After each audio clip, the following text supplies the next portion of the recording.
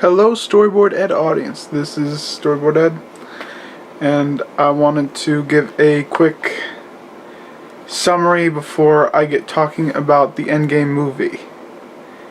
Summary of all the prior films, because this film is basically the payoff to all these films, all the 21 prior films. And I just wanted to go over them briefly. Right here I have the Marvel viewing order, and I just kind of want to use this as a way of kind of getting everybody ready for the film. I'll give a brief summary for each part. Alright? The first one, Captain America, the first Avenger. It's about Steve Rogers. And basically, he's very skinny. He's a very skinny guy, very scrawny guy, but he's got a strong heart to him.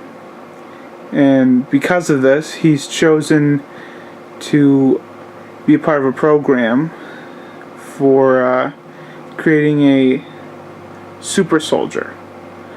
And they inject him with a lot of serums and stuff like that, which pretty much allow him to build up muscle and be very strong. And he goes up against the Red Skull. That's like his main enemy in this film. The Red Skull gets away. And in this, he has a friend named Bucky, who, by the end of it, you think is dead. That's what I remember about that film. Captain Marvel is currently in theaters right now. And I haven't gotten a chance to see it, but I've seen reviews on it. I've seen summaries of it. And basically it's a 90s origin story. And for what I'm told, they don't really show much about the character, who she is. But they do give a really nice story, kind of showing how S.H.I.E.L.D. was created, and what kind of showing S.H.I.E.L.D. in the early days. And yeah. Now Captain America, the first Avenger, that took place mostly in the 40s. This takes place in the 90s, 1995-ish, somewhere around there. And she is very important to Endgame, which is why she's the second one, the second movie recommended to watch next. And that's about all I gather, is the fact that she's very strong and she's very important. The next one up is Iron Man. And that film is about a guy named Tony Stark, who is an inventor, and he's very full of himself. And in this movie, he really learns how to become Iron Man, the hero. Iron Man 2 introduces a real kind of sidekick to Iron Man. He's pretty much Black Iron Man, and he's a very essential character to the Marvel Universe that's created. Then there's Thor, which is about a man from Asgard who's named Thor, and he's got blonde hair, and he's very full of himself, and he thinks on the level of like a child. And throughout this movie, he grows, and he gets thinking on a level more advanced than when he started in this film. And this is really kind of a growth story, about character growth. I really enjoyed the film. It's really well put together. The Incredible Hulk I've seen a bit of. Basically, in this film, the Hulk is played by a completely different actor. And it just kind of goes over how how Bruce Banner struggles with being the Hulk. It's really what this film's about. And the Hulk is played by Edward Norton in this film, which is changed by the time of the Avengers, the first Avengers movie, to Mark Ruffalo. Then we get right into the Avengers, the first Avengers film, which is an excellent film. This group of Avengers, Captain America, Iron Man, Black Widow, Hawkeye. Hawkeye was introduced in Thor. Black Widow was introduced, I believe, in Iron Man 2. And in this movie, they all come together, including the Hulk. Trying to name them all: Hulk, Thor, Bruce Banner, Black Widow, and Hawkeye. Yeah, those are all the main. Those are the main good guys, and they go up against Loki, who's Thor's brother, and Loki's quite a bad guy, and this is quite the film. Very, very great film. Then we get to Iron Man 3, which is pretty much Tony Stark figuring out who he is without being Iron Man. I mean, most of the film, he's not Iron Man. Like, his suit's broken and stuff, and he's pretty much getting himself back in the Iron Man suit again. That's all I really remember about this one. It's a good movie. It's enjoyable, but it's not one that really kind of stuck with me out of the Iron Man series. Thor: The Dark World is the next one here, and quite frankly, it's just an average superhero film. There's a bad guy who's not really too developed, and it's okay. It's an okay film, but there's just not much to it. Then we proceed on to Captain America: The Winter Soldier, which basically says that Bucky is alive, who was Captain America's friend back in the 40s, who was shown in the first Captain America film, and that's really what I got from the Winter Soldier film. And it's an okay film. It's very interesting. Guardians of the Galaxy. That's an origin story about a group of galaxy savers and how they destroy I believe the character's name is Ronan. Pretty sure it's Ronan. That's the bad guy in this. The Guardians defeat him. And Peter Quill, he's very unique. He's able to handle like a Infinity Stone, and that's makes him very unique. And the reason why I'm mentioning this is because in Guardians of the Galaxy Volume 2, basically, that's what the film's all about. Is what makes him unique. What makes Peter Quill unique. What makes him a really good guy. Basically, his father is a bad guy in this film, but he's got an ability to pretty much be like a god kind of deal. He can create a world of his own, which is quite something. It's just too bad Peter has to kill off his father in this film. But then again, his father's a bad guy, so. Then we get to Avengers: Age of Ultron, which is I mean, when I get thinking about the story of it, I get thinking about how this was all this was all pretty much very preventable, this movie, in a way. Okay, basically the good guys want to design something that will help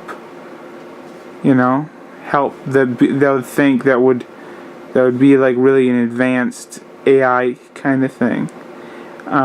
It's Bruce Banner and Tony Stark. They build it and stuff, but it becomes evil and takes on an entity of its own, which is Ultron.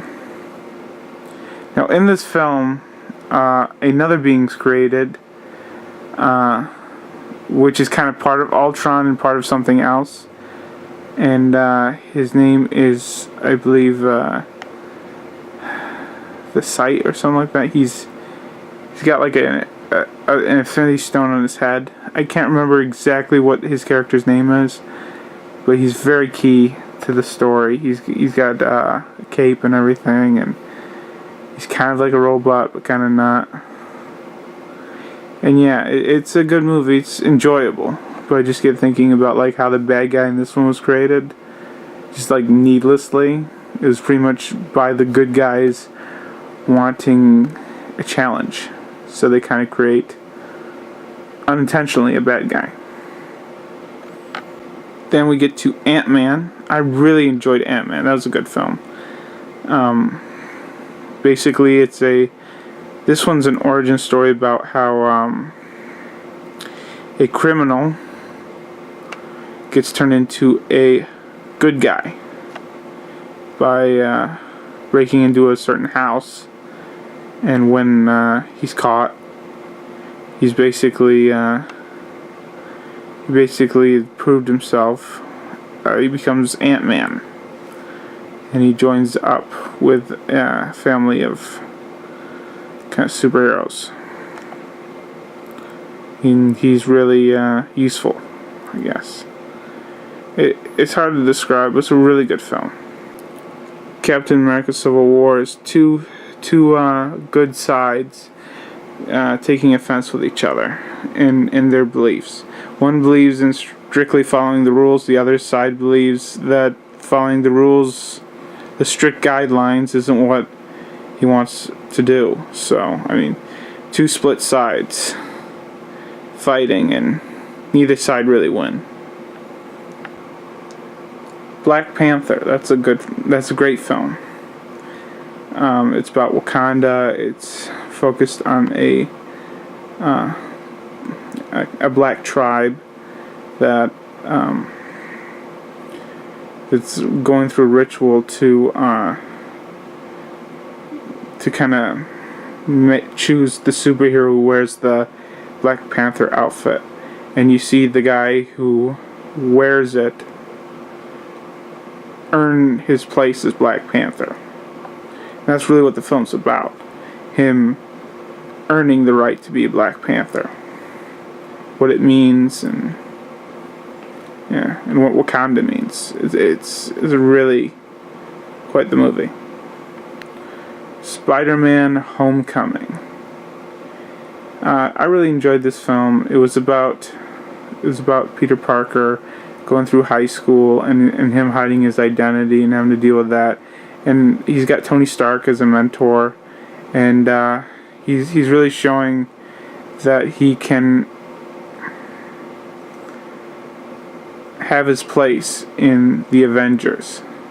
That's what this is kind of about, is the character of Spider-Man, the character of Peter Parker showing that he can be Spider-Man, that he can be the superhero. And he's like the youngest of the Avengers, but he's welcomed right in. Ant-Man and the Wasp is a great sequel.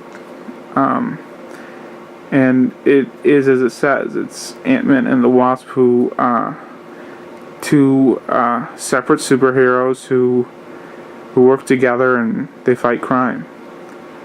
But unfortunately, at the end of the movie, in the end credits, you see that all of a sudden the Wasp has disappeared with her father, and they've kind of disintegrated. Why? Because of Infinity War. But I'll mention that in a short bit. The next one here is Doctor Strange. And this movie, it's really hard to describe. I enjoyed it, but it's really a movie that's hard to describe. It's an origin story. about how Doctor Strange became Doctor Strange. That's really how I can describe it, honestly. Then we get to the third of the Thor movies, called Thor Ragnarok.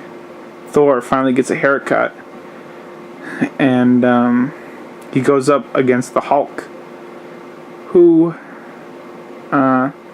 he convinces to come with him to a ship, and they get out of there with Loki as an ally in this film. Loki really kind of becomes a good guy in this film. He's been the villain for most of the series, and then when Thor Ragnarok, he becomes a good guy. It's a very entertaining film, very nice. And here's Infinity War right here.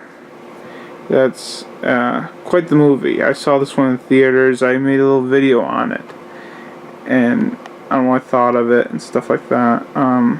To sum it up, a lot of Marvel characters, they get killed off, and it's like half the population kind of deal. Where Thanos, he was briefly mentioned in the prior movies, and he's a very strong guy, and he really shows his strength in this film. And what he does is he's, with the snap of his finger and a collection of stones, very useful kind of magic stones, he's able to snap half the population away. And the ones who are left now have to try to save the day, bring those who've been taken back, pretty much. And that's what I know so far about Avengers Endgame. I've seen a little bit of leaked footage, but quite frankly, I don't know what to think of it because I haven't seen it. It's a 3-hour movie. I think the longest out of all this series before this that I've seen is about 2 hours and 30 minutes. So this movie, I guess, is like the longest of the movies that I've seen. And I'm hoping it's really good. Yeah.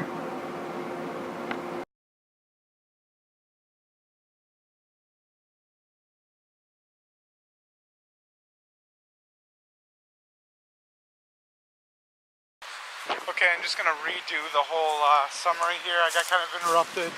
I'm just going to make it I'm just going to summarize as best I can, so let's start again. Hello everybody, I just got back from seeing the Avengers Infinity War. No, not Infinity War, Avengers Endgame. It was really good. I really enjoyed it, for what it's worth, honestly. It was a lot of fun. I went and saw it with a friend who, he really didn't get a chance to see all the Marvel movies. So I don't know if he got the whole payoff like I did, seeing all of them, pretty much all of them, in the way I did. So I can honestly tell you that seeing this movie was the biggest payoff. Starts off with Hawkeye. He's having a fun time with his family. And then all of a sudden, because of the events of Infinity War, his family disappears, and he's just like in grief. And that's just like hell on him. And that kind of leads him to a darker place in the movie. But before that's really dove into, you get to where Tony Stark is. And he's in space with the aftermath of Infinity Wars. He's in a spaceship, he's weak, skinny as can be, and he's just a mess. And just when he's about to give up hope, Captain Marvel comes in, who was introduced in her own movie recently, and it's currently playing around the same time as Infinity War is. And to sum up the role Captain Marvel plays in this movie is she's not in it too long, but she definitely is a helpful figure who kind of brings up more strength in the team. That's about the nicest thing I can say about it. There's just not much to say. I mean, she's only in this movie for maybe, added up all together, 10, 15 minutes worth of time out of like a 3-hour movie. It's not a lot. And the thing is about a big movie like this is a lot of the main characters that you come to see, that they're only focused on for maybe about 10, 15 minutes, some of them. But they're in it, they're there. But, they don't get as much screen time as you might like them to get. But the main prime characters in this film are Tony Stark, Ant-Man, I think Tony Stark is Iron Man, Captain America. I'm trying to kind of remember them all here. There's like, I think just mainly 5. Hawkeye, and Black Widow, and Hulk. Main 5, I think Thor 2, I think I count Thor, like 6 main figures in this movie that really add up, that are really a primary focus. And yeah. So it starts off with the events just shortly after Infinity War. And Tony Stark gets back to Earth, and he's met with a team and stuff like that, and he's just dealing with all the grief and stuff. And they go and they hunt down Thanos, and thinking that they can solve all their problems so easily. But it's not easy. And they get to Thanos, and Thanos has destroyed the Infinity Stones. He made sure that what he's done stays done. And that's quite the bad guy thing to do. And Thor, being pissed, easily kills off Thanos. And they leave, and 5 years pass. And then we get into the main point of the movie, where basically, 5 years have passed, and the basic thing to solve everything is to snap Thanos' glove finger and return everybody back. That's what they can do. And the pacing of this movie is slower than a lot of the Marvel movies I've seen before. I mean, I feel like a majority of the Marvel movies I've seen, they have a fast-paced action kind of narrative. And this one's got a little bit of, it takes its time in places where it should, and I really enjoyed that. Especially for a kind of send-off movie where it just kind of feels like more of like an ending. This movie Marvel Endgame feels like it's an ending. And don't get me wrong, it does hint at another phase in Marvel movies, like another thing, but I mean that's left open, of course. But this movie, as I'm watching it, it felt like a kind of a wrap up, and a good wrap up, very good wrap up. So really getting into this, Hawkeye, he was in this movie a lot. He was a main primary character. He was not in Infinity War at all. I couldn't find him anywhere in it. At least not anywhere I can recall. And people are kind of wondering, when's he going to show up? When's Hawkeye going to be in this? And Endgame comes along, it's like, that's your answer. He's a very primary character. After the 5 years pass, Thor becomes extremely fat. Black Widow's in grief, and everybody else is in grief, and they're just like, we need to get this glove back. And they decide on time travel when Scott, who's Ant-Man, in Ant-Man and the Wasp, he was at the very ending. He was left in the truck. He was left in a little universe within a vehicle at the very end of the Ant-Man and the Wasp film. So basically 5 years pass from that, and he's let right out of that. He's let right out. And for him, it only felt like 5 hours that he was in there. It didn't feel like 5 years for him. So he skipped a lot of time in this movie. And his daughter gets considerably older. She looks like she's more like 17, 18 in this movie. When earlier she looked like she was like 12. Which, makes sense. 5 years have passed. And now he's got like pretty much a daughter who's close to grown up. And he's just dealing with that whole deal. And he introduces the team to the concept of time travel, and they're all just like, can this work? Tony Stark starts out going by, nah, I'm smart. This ain't gonna work. You know, I'm good at math. This is not gonna work. And then the team's like, I don't know. But then they're like, we know another guy, and it's Hulk. And by this point, for most of the movies, Hulk was this just rage character, and then there was just Bruce Banner. You know, they're two separate entities. But by this movie, they're both combined, and that's important. I feel like that's important to mention because Hulk is smart, and Bruce Banner. You know, at the same time, you know, he's Hulk, he's Bruce Banner, all in one. And I thought that was a really neat mixture, and I think it looks really good. It's a really good mixture for Hulk. You know, before he was just a brute who liked to throw people around, you know, and kind of cavemanish. And now he's smart as well. So I thought that was cool. I thought that was a really good thing to do. But everybody comes together, and they go through time travel elements. They really fudge up in time traveling pretty much, but somehow it leads to an ending where they're able to bring everybody back, and everybody except for two characters won't be coming back, at least not as far as I know after this film. Actually 3 probably, now that I think about it.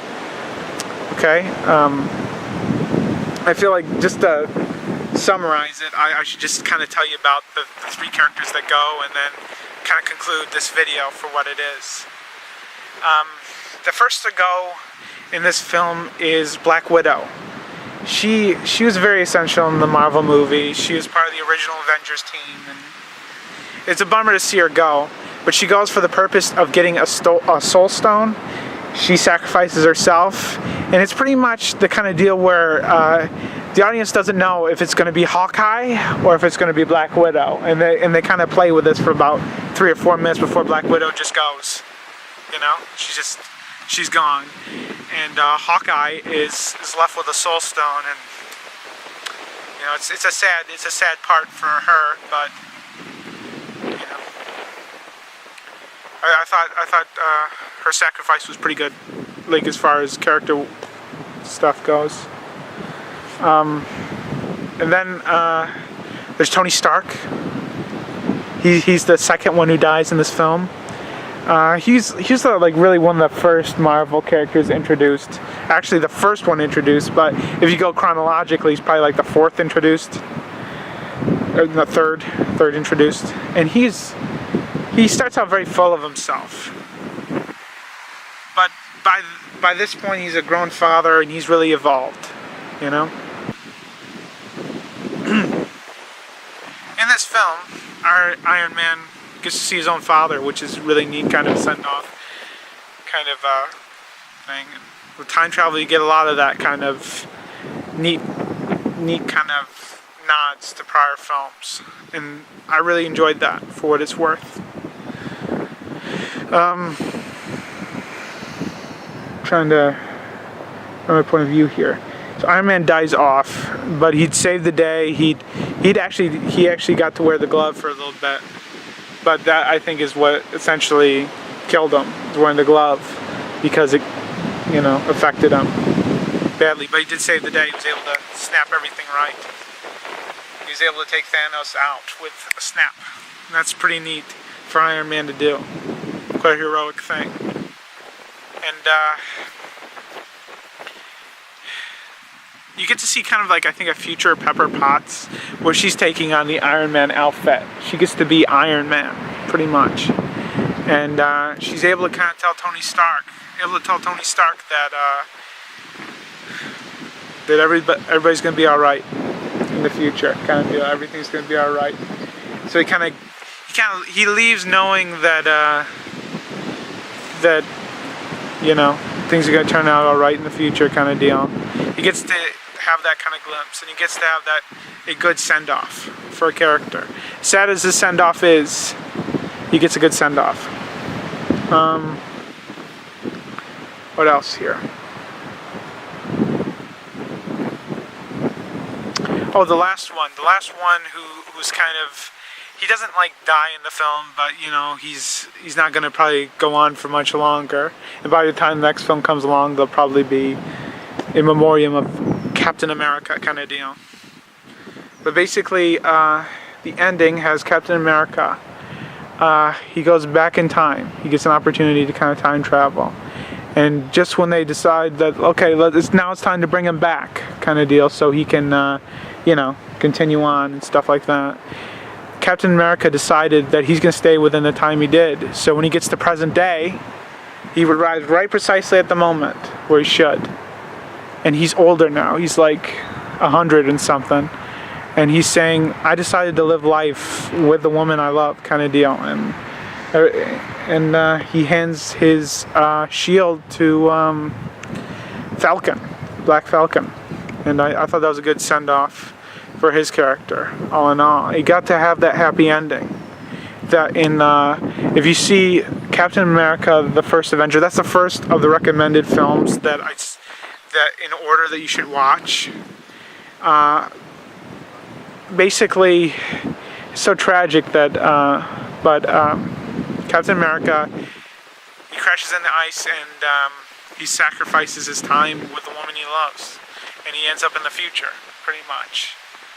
And by then she's pretty much at death's door, and by the next Captain America movie she's gone, kind of deal. And he never really got to spend as much time as he wanted to with her. And so that kind of harkens back to those films, the prior Captain America films. And yeah, he gets that opportunity to spend his life with her, and he does. And he ages, and yeah. It's a really good send-off. A really good send-off for his character. And I really enjoyed that in the movie. I mean, as far as I'd rate it, I give it honestly a, like, not a 10 out of 10. I give it a 10 out of 10. It's a good ending to me. It feels like the movie feels like an ending. And the movie is called Endgame. I mean, the fact that it feels like an ending, I mean, that's meant to be. It was really well done, and the time travel elements are really good nods, and everything was really good about it. I really enjoyed it, and I just kind of wanted to talk about it in this video. And yeah, I'm talking spoilers. That's, you know, maybe I'll put a spoilers thing ahead of this, and you'll just hear me say spoilers again right now. I don't know. All I know is, yeah, it was a good movie. It was a really good movie.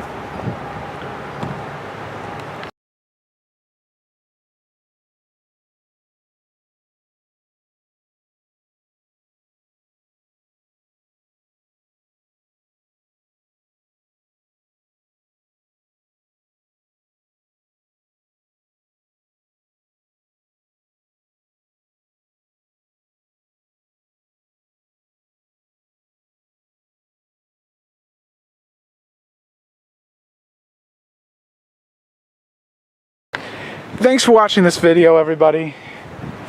I'm going to be taking most of this month and a little bit in the next month to write a draft of my book.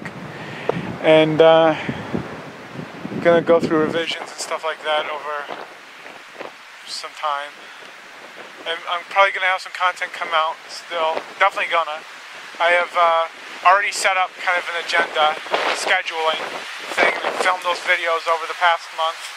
And they'll be coming out this month every Friday, hopefully every Friday, yeah.